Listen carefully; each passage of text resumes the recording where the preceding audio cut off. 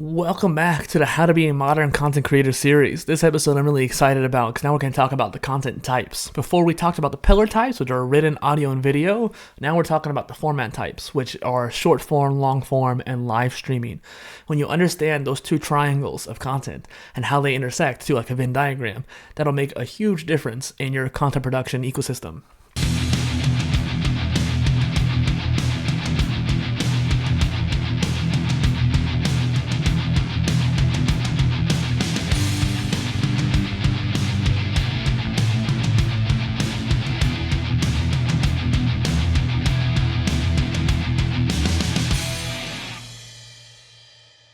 So the first thing I want to go into is that I explained this a lot a while back on a different video, had some visual elements to it.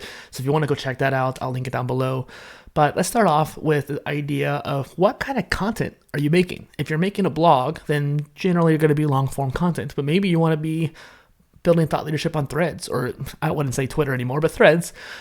You can start doing that short form stuff. Technically that counts as like short form content, but I think that building a thought leadership on a social media profile is no longer really a viable option.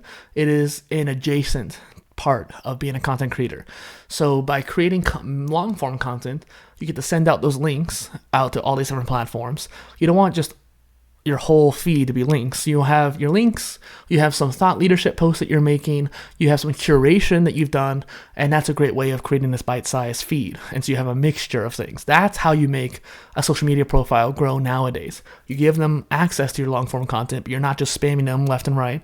You come up with thought leadership posts, like whether it's how to be a modern content creator, and create tweets like that. But then now I have tweets going out, for example, for every category on the PolyTools website. And so those are my right hooks, like, hey, go check that out kind of thing. So the first format is the short form content, right? Quick, bite-sized videos like TikToks or Instagram Reels are perfect for grabbing attention fast in this fast-paced world. Because if you want to have your interview series grow, you need to have clips to bring people into it. And now with related links on YouTube, it's a great way of doing it. YouTube has a little bit of a benefit over Instagram and TikTok in that regard, but TikTok has a lot more interest in podcasts, it seems like. And so they're easy to create, they're highly shareable, making them ideal for building awareness and engagement. I mentioned in the last video that by creating tons and tons of short form videos of my interviews, I was able to grow across the board. Actually, when I first started out too, I started posting to Pinterest too. People don't realize Pinterest is a video platform as well. And I ended up getting more views on Pinterest than all my other platforms combined. I was getting like 30 to 50,000 views on there. It's crazy. And now on some of my platforms like Instagram and YouTube, I got closer to 20,000 views, but I think TikTok was a little bit lower, surprisingly, but maybe it's because of the age of my account. The point being is that like just by making clips, I was able to grow an immense impression. I was able to grow immensely with impressions and see a lot more progress and get a lot more people interested in my show. The next content type is long form content. That's how I started out. That's how a lot of people start out, really, either making blogs or podcasts or videos.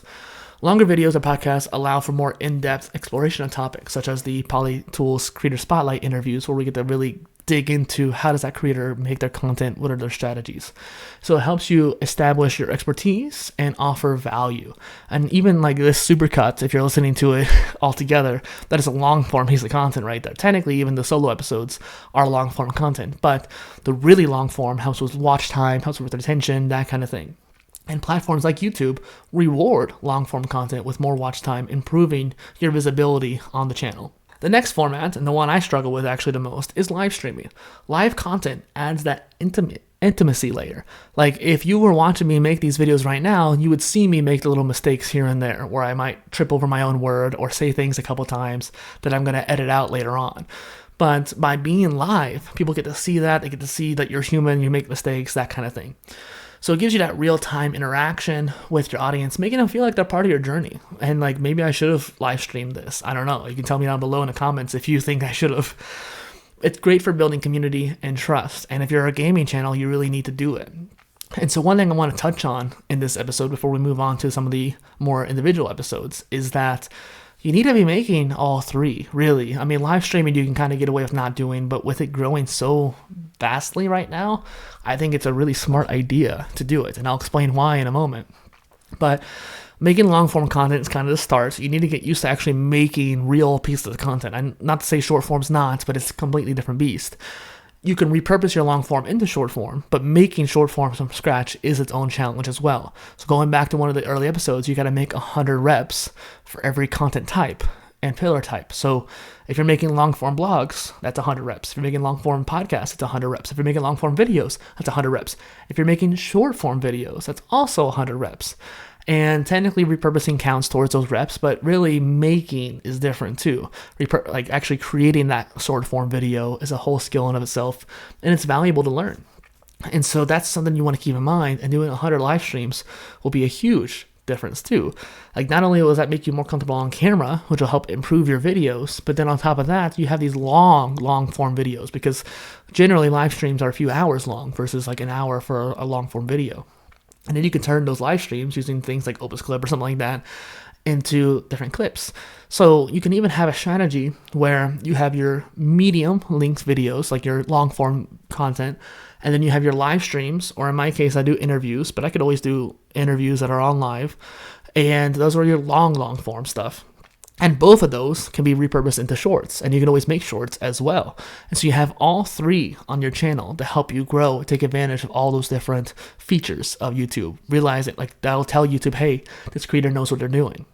And so that's kind of the idea there.